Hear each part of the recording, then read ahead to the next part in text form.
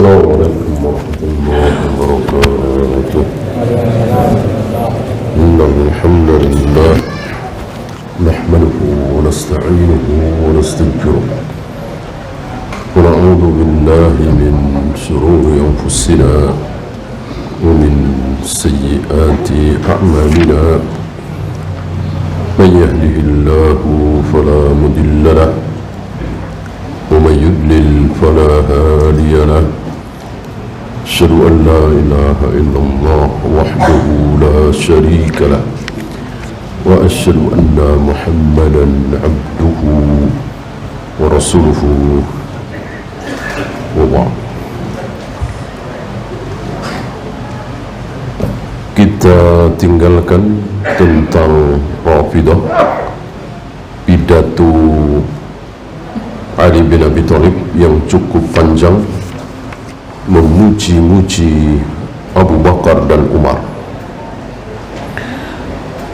Ya, kita masuk bab baru, Zikru talbisi iblis ala al-batiniyah, tentang bagaimana iblis mentalbis, menipu kaum batiniyah. Banyak di negeri kita kaum batiniyah.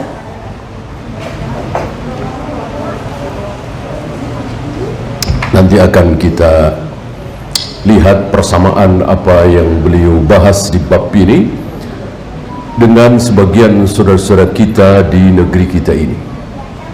Mirip kaum batiniyah. Barangkali ada di antara teman antum, saudara antum yang terkena syubhat kebatinan ini, batiniyah. Mengaku muslim mereka. Kalau mereka tidak mengaku muslim, bahkan dibahas. Bukan talbis namanya, bukan tipuan iblis. Maka dalam kitab-kitab manhaj enggak ada membicarakan kesesatan Hindu, kesesatan Buddha, kesesatan Yahudi dan Nasrani, kecuali sedikit dari sifat mereka. Karena ya sudah jelas mereka kafir, non-muslim, kekal di neraka selama-lamanya. Maka yang dibahas di kitab-kitab manhaj adalah kaum muslimin mengaku Islam, tapi mengatakan Allah ada di mana-mana. Ada Nabi lagi setelah Nabi Muhammad sallallahu alaihi wasallam. Salat itu ada batinnya, puasa itu ada batinnya, nanti akan beliau jelaskan. Qala al-musannif rahimahullah, al-batiniyatu qaumun tasattaru bil Islam. Kaum batiniyah ini adalah sekelompok kaum muslimin mengaku Islam yang mendakwahkan, yang menampakkan bahwa dirinya itu Islam. Baca syahadat, sebagian mereka sholat atau kadang-kadang sholat, tapi wamalu ila rafdi, cenderung kepada rafat. Rafidah menolak, cenderung kepada penolakan-penolakan, yang pada akhirnya tidak perlu sholat, tidak perlu saum, tidak perlu haji, tidak perlu zakat dan seterusnya. Kenapa? Karena itu cuma zahir. Yang penting apanya? Batinnya. Yang penting batinnya. Wa aqaiduhum wa a'maluhum tubayinul islama bil marrah. Sementara akidah mereka, keyakinan mereka, amal mereka itu menyelisihi Islam secara keseluruhan. Nanti kalau dirunut satu-satu, ya tadi, sholat nggak perlu, puasa nggak perlu, zakat nggak perlu, haji nggak perlu, terus yang orang bodoh tahu, mereka jaga. Bolehkah mencuri? Ya jangan. Bolehkah memperkosa? Jangan. Bolehkah membunuh? Jangan, nggak boleh. Orang bodoh juga tahu. Gitu. Kalau sholat itu ada batinnya begini-begini, puasa itu ada batinnya begini-begini, orang bodoh bisa dibohongi. Ya. Memang luar biasa iblis menipu manusia. Famahsulu qawlihim ta'tilus sani'. Ujung dari ucapan mereka, akhir dari ucapan mereka adalah meniadakan as-sani'. Siapa as-sani'? Pencipta. Nggak ada. Ya, nggak ada. Nanti ujung-ujungnya begitu. Hati-hati ini. Wa ibtalun nubuwati wal ibadat. Membatalkan, meniadakan nubuah, kenabian dan ibadah nggak ada. Ya. Nabi bilang apa, nggak masalah. Rasulullah menyuruh apa, kita nggak kerjakan, nggak masalah. Nanti ujung-ujungnya seperti itu. Dan berarti mereka lebih tahu dari Nabi, lebih tahu dari para sahabat. Inilah kaum batiniyah. Dan mereka sudah tidak ibadah lagi. Wa ingkarul ba'thi, mengingkari kebangkitan. Ini ujungnya. Awalnya mereka pelan-pelan. Ya. Maka sesuatu yang tidak berdasarkan Al-Quran dan Sunnah itu liar. Berpikir begini, berpikir begini, berpikir begini. Hanya dapat ini, dibantu oleh setan, dibantu oleh iblis. Beda dengan Ahlus Sunnah. Ketika fikiran itu liar, dibatasi dengan Al-Quran dan Sunnah. Ambil contoh misalnya, ketika membayangkan tentang Allah begini, dibatasi dengan satu kaidah yang datang dari Rasul dan para sahabat. Kullama khatara bibalik, fallahu laisa kadzalik.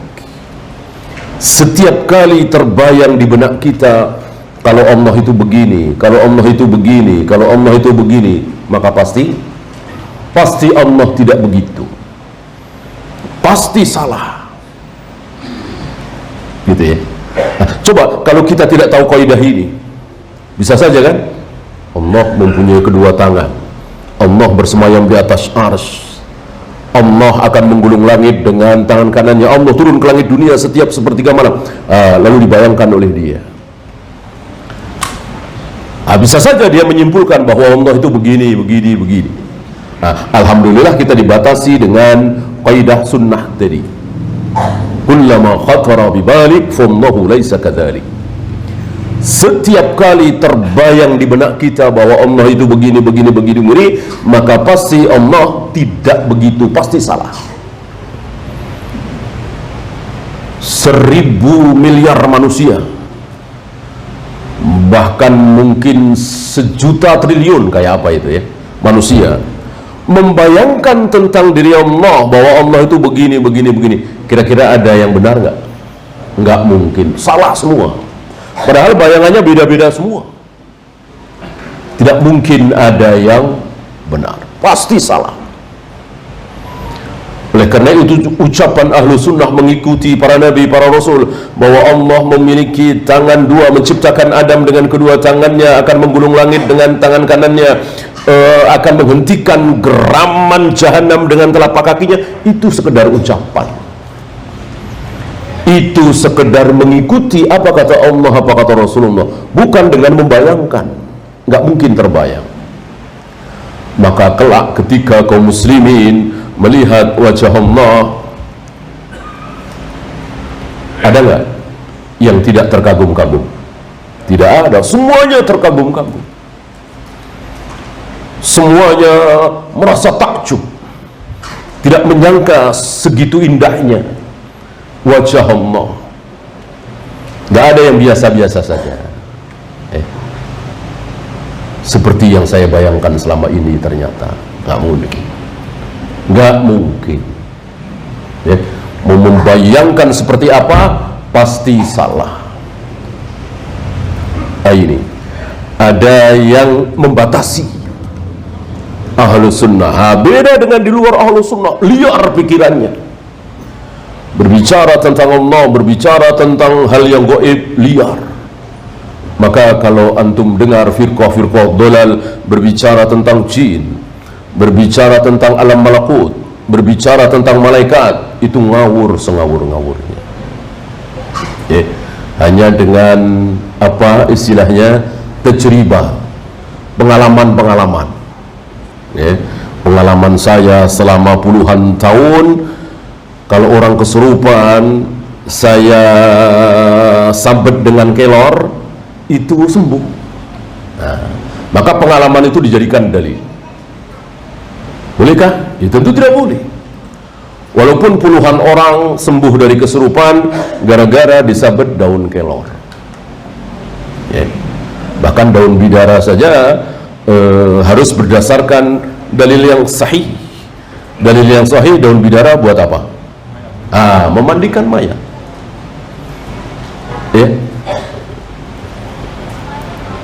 Mana dalil sahih menyatakan buat ngusir jin? Yang sahih ya, yang do'if tentu ada. Kalau kelor ya do'if nggak ada, sahih apa lagi? Nabi nggak kenal daun kelor.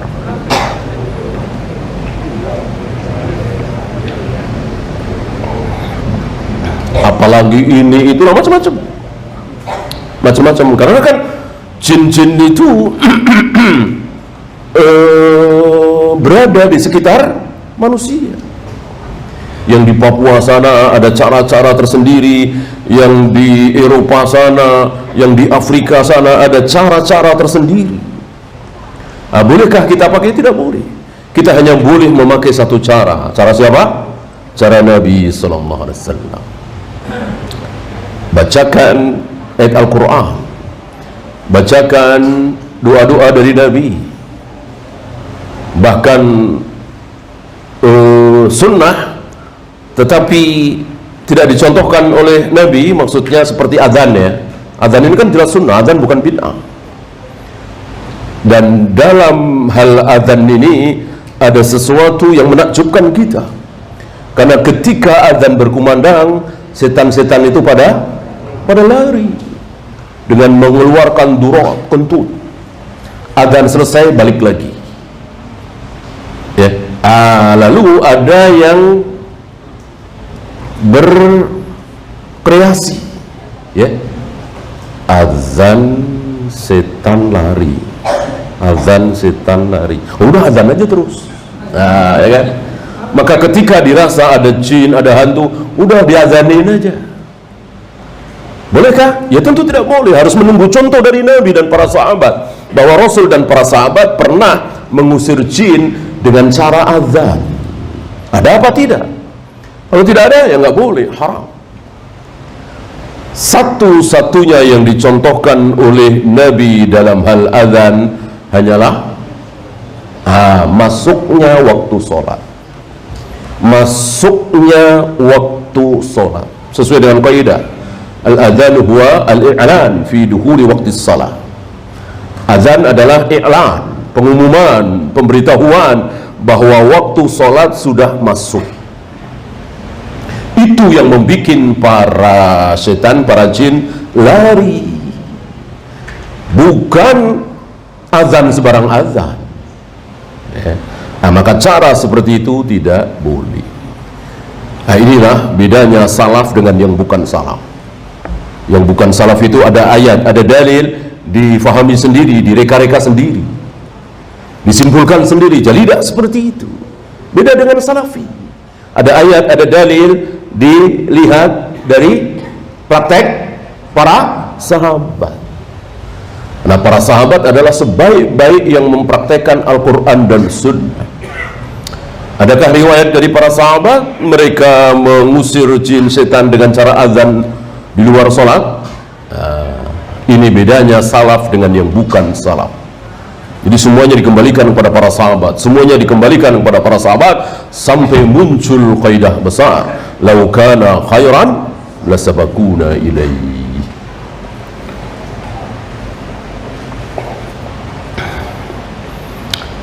Walakinnahum la yudhiruna hadha fi awali amrihim. Akan tetapi mereka tidak tampakkan ini di awal. Di awal kemunculan mereka, di awal dakwah mereka, mereka belum tampakkan ini. Oh, Nabi itu tidak perlu kita ikuti. Oh, hari kiamat itu tidak ada. Oh, tidak perlu kita sholat dan seterusnya. Enggak. Tentu kaum muslimin tidak akan mau mengikuti. Mereka pelan-pelan. Dan begitulah syaitan, iblis, pelan-pelan, selangkah demi selangkah. Maka dikatakan khutuwatis syaitan, langkah-langkah syaitan. Langkah pertama, langkah kedua, langkah ketiga, langkah keempat, dan seterusnya. Ada langkahnya, pelan, pelan, pelan, pelan. Dan umumnya tidak berasa. Orang-orang yang masuk ke dalam syubhat itu umumnya tidak berasa. Tahu-tahu sudah terjebak, tahu-tahu sudah sulit keluar, tahu-tahu dinasihati sudah tidak mempan. Pelan, pelan, pelan. Hati-hati anak kita, hati-hati keponakan kita, cucu kita. Kita jaga. Hari ini syubhat luar biasa. Bal yaz'umuna anna Allaha huwa haq. Bahkan mereka menyatakan bahwa Allah itu hak, Allah itu Rabb, Allah itu Tuhan pencipta seluruh jagat raya alam semesta. Wa anna Muhammadan Rasulullah, dan bahwa Nabi Muhammad sallallahu alaihi wasallam adalah Rasulullah. Sama dengan kita, sama dengan Rasul dan para sahabat, sama dengan para tabi'in dan seterusnya. Awalnya seperti itu awalnya. Maka hati-hati. Siapa yang tahu dari awal? Orang-orang awam nggak tahu dari awal, orang sama. Siapa yang tahu dari awal? Orang yang berilmu, para ulama. Maka dikatakan ulama mengetahui fitnah ketika fitnah itu pertama kali datang. Sedangkan orang-orang awam mengetahui itu fitnah ketika sudah hancur-hancuran. Ya, seperti apa yang terjadi di Mesir misalnya, di Libya misalnya, di Syria misalnya, ya, beberapa tahun yang lalu, nggak sampai 20 tahun yang lalu kan, mungkin sekitar 10 tahun yang lalu, 9 tahun yang lalu, ketika pertama kali muncul itu demo, teriak-teriak, memaksa siapa itu, Husni Mubarak untuk turun, Muammar Gaddafi untuk turun. Para ulama sudah tahu ini fitnah, ini fitnah, ya kan, sudah keluar apa yang diucapkan oleh Syekh Fauzan dan lain-lain. Syekh Ali Hasan waktu itu masih hidup, Syekh Mas'ud Hasan Salman, ya. Rata-rata mereka mengatakan, minimal mereka mengatakan sekarang mereka bersatu. Sekarang mereka bersatu untuk menggulingkan Husni Mubarak, menggulingkan Muammar Gaddafi. Sekarang, nanti akan pecah. Mereka tidak akan bersatu, mereka tidak akan sepakat siapa penggantinya. Dan itu terjadi di mana-mana. Sekarang baru berasa. Entah berapa juta kaum muslimin di Libya, di Mesir yang nyesal. Kenapa dulu saya ikut-ikutan? Kenapa mesti ditumbangkan? Menjadi lebih baik? Tidak, buruk.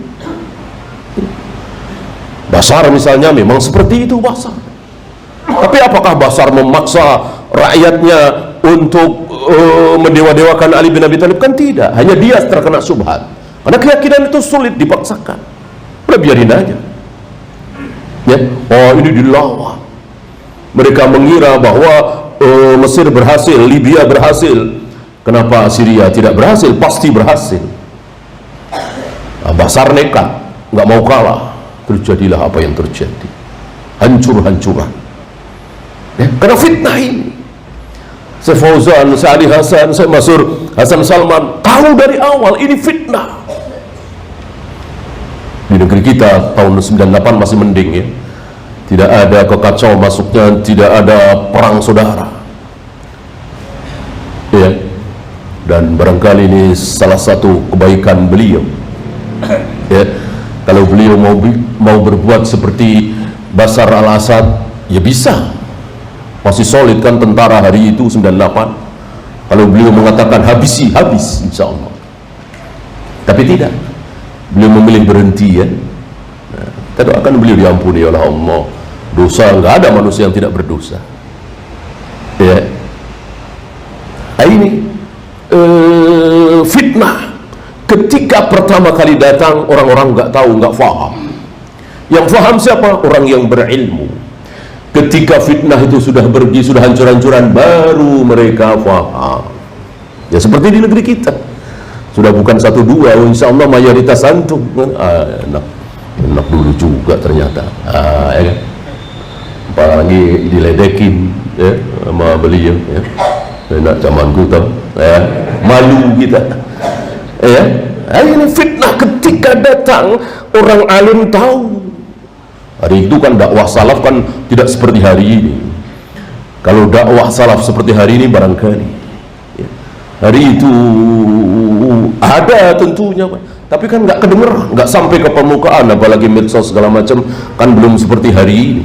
Mereka sudah menasehati, jangan. Bahkan dari peristiwa Tanjung Priok, Wai Jepara, dan seterusnya, Ustaz-ustaz salaf sudah menasihati, jangan. Ya. Wad-dina sahih, dan agama ini yang dimaksud Islam ini benar, maka mereka memilih Islam, bukan Yahudi, Nasrani, Buddha, Hindu. Mereka memilih Islam. Kalau kata iblis, ya memang yang dipilih Islam untuk dirusak. Ya kalau Yahudi, Nasrani, Buddha, Hindu, ngapain dirusak? Orang sudah rusak, sudah sesat, ngapain? Ini mudah sekali jawaban ketika ada yang bertanya, kenapa itu orang-orang Buddha, Hindu dan seterusnya misalnya rapi, teratur, nggak ada perang saudara dan seterusnya. Mudah sekali jawabannya, mudah sekali jawabannya. Jin, setan malas, nggak mau buang-buang tenaga menggoda sesuatu yang sudah sesat ya. Yang dibikin sesat, yang dibikin salah, itu yang benar. Maka menarik sabda Nabi alaihi salatu wassalam ketika dilapori, ya Rasul, aku sering ragu-ragu. Ya Rasul, aku sering was-was. Ya Rasul, aku sering begini begitu, merasa bahwa ada sesuatu dalam dirinya. Apa jawab Nabi? Itu salah satu ciri seorang muslim, mukmin, begitu. Bukan satu-satunya ciri ya, salah satu ciri. Siapa yang bikin seorang muslim ini was-was, ragu-ragu, begini begitu? Ya siapa lagi kalau bukan setan, iblis. Ya. Lalu terkenal ucapan Nabi alaihi salatu wassalam bahwa setan tidak akan merusak sesuatu yang sudah rusak. Iblis tidak akan menghancurkan sesuatu yang sudah hancur ya. Maka lihat di Eropa, di Jepang ya, rapi, teratur, maju, modern, begini begitu ya. Ini salah satu jawaban, dan mudah sekali jawaban itu. Walaupun tidak tertutup kemungkinan bahwa kaum muslimin kalau betul-betul mengamalkan sunnah akan maju, akan jaya sebagaimana yang dialami oleh Rasul, sahabat, tabi'in, atba'ut tabi'in dan seterusnya sampai zaman Khalifah Al-Ma'mun masih memimpin dunia kan.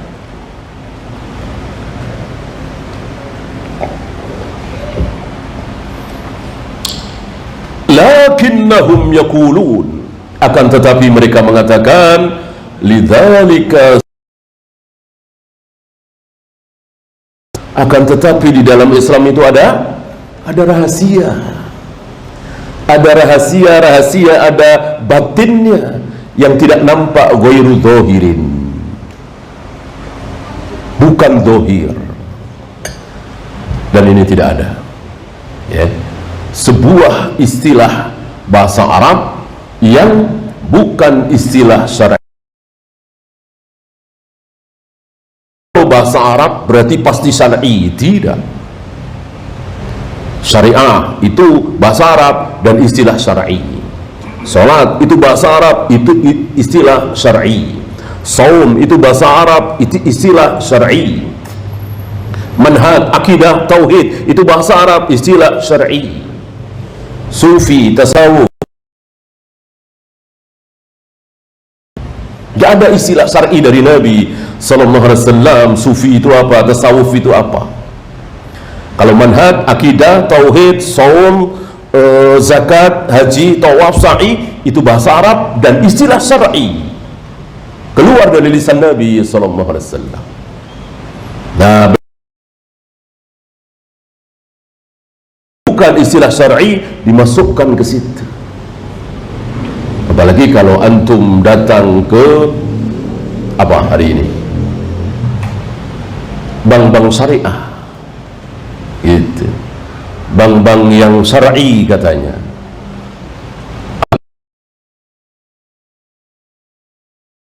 istilah syar'i di Arab-Arabin aja ya, bukan dari Nabi sallallahu alaihi wasallam.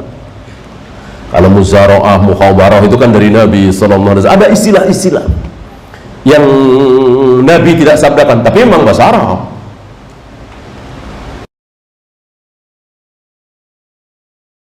Seperti sufi, tasawuf, batin, dohir, ini bahasa Arab, tapi bukan istilah syar'i. Batin itu istilah bahasa Arab. Apakah Nabi pernah mengatakan dohir batin? Ya pernah, tapi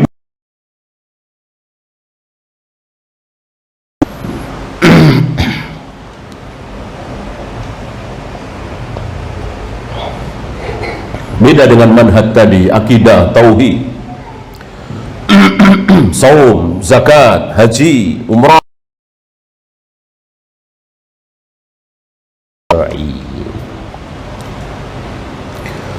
Wa qad tala'aba bihim iblis, dan iblis telah mempermainkan mereka, betul-betul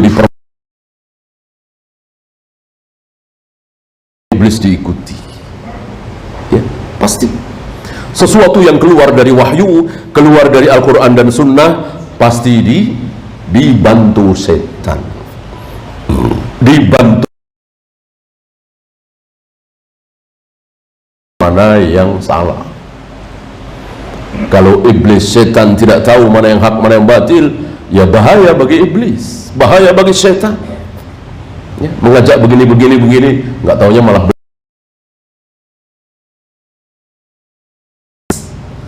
dipelajari oleh iblis untuk menjerumuskan manusia. Maka orang yang tahu kebenaran, dia mengikuti jejak langkah iblis, sebagaimana Fir'aun, Abu Jahal, Abu Lahab. Kan mereka tahu bahwa Nabi Musa berada dalam kebenaran, Nabi Muhammad SAW berada dalam kebenaran, tapi tidak mau mengikuti dan bahkan menghalang-halangi. Fabalagha, dan bersangatan terus, dahsyat sekali, tambah lagi,